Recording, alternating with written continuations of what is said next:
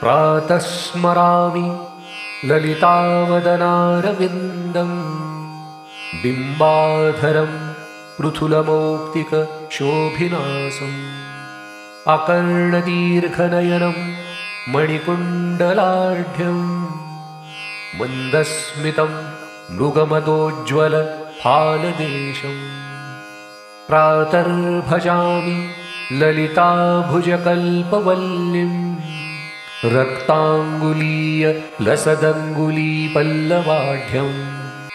माणिक्यहेमवलयाङ्गदशोभमाना पुण्ड्रेक्षुचापकुसुमेषु सृणीर्दधाना प्रातर्नमामि ललिताचरणारविन्दं भक्तेष्टदाननिरतं भवसिन्धुपोतं पद्मासनादिसुरनायक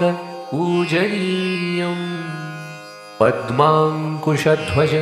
सुदर्शनलाञ्छनाढ्यं प्रातस्तुवे परशिवां ललितां भवानी त्रय्यन्तवेद्यविभवां करुणानवद्यां विश्वस्य सृष्टिविलयस्थितिहेतुभूतां विद्येश्वरीं निगमवाङ्मनसातिदूरां प्रातर्वदामि ललिते तव पुण्यनाम कामेश्वरीति कमलेति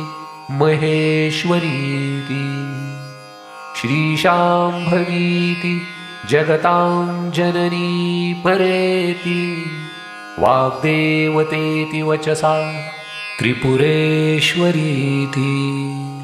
यः श्लोकपञ्चकमिदं ललिताम्बिकायाः सौभाग्यदं सुललितं पठति प्रभाते तस्मै ददाति ललिता झटिति प्रसन्ना